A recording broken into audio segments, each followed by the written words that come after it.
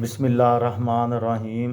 لاکھوں درود پاک حضرت محمد صلی اللہ علیہ وآلہ وسلم اور آپ صلی اللہ علیہ وآلہ وسلم کی آل پر۔ السلام علیکم، میرا نام افتخار احمد ہے اور آپ میرا یوٹیوب چینل نالج دیکھ رہے ہیں۔ دنیا کی عظیم طاقتوں کے سلسلے کی سیریز میں آج کی ویڈیو کا عنوان ہے اطالوی سلطنت، جو 1871 سے لے کر 1947 تک ایک عظیم طاقت تھی۔ اطالوی نو آبادیاتی سلطنت افریقہ کے لیے جدوجہد کے دوران بیرون ملک کالونیوں کے قیام میں دیگر یورپی طاقتوں کے ساتھ اٹلی کی بادشاہی کے شامل ہونے کے بعد اطالوی نو آبادیاتی سلطنت تشکیل دی گئی تھی۔ متحدہ ریاست کے طور پر جدید اٹلی کا وجود صرف 1861 سے ہی موجود تھا۔ اس وقت تک فرانس، اسپین، پرتگال، برطانیہ اور نیدرلینڈ نے کئی سو سالوں میں بڑی سلطنتیں تشکیل دے رکھی تھیں۔ نو آبادیات کے لیے کھلا آخری باقی علاقوں میں سے ایک افریقی براعظم تھا۔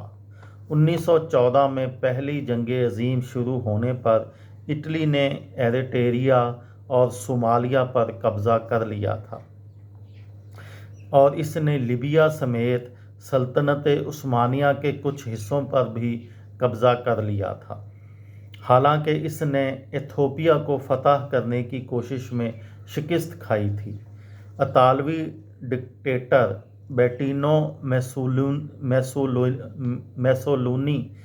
میسولینی کے دور میں فاشسٹ حکومت جو 1922 میں برسر اقتدار آئی تھی، اس نے سلطنت کے حجم میں مزید اضافہ کرنے کی کوشش کی۔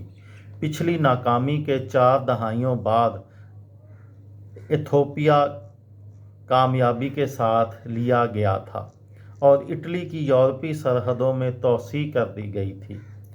9 مئی 1936 کو ایتھوپیا کی فتح کے بعد ایک سرکاری اطالوی سلطنت کا اعلان کیا گیا۔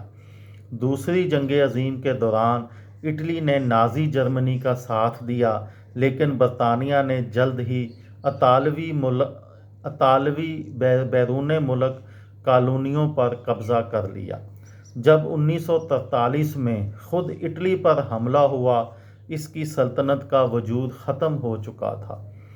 8 ستمبر 1943 کو میسولینی کی فاشسٹ حکومت کا خاتمہ ہوا اور اتحادی افواج کے تعاون سے اٹلی کی عوامی جمہوریہ اور اطالوی مزاحمتی تحریک کے مابین خانہ جنگی شروع ہو گئی اور اس کے بعد اٹلی ایک سلطنت کے بجائے ایک یورپ کا ملک بن گیا۔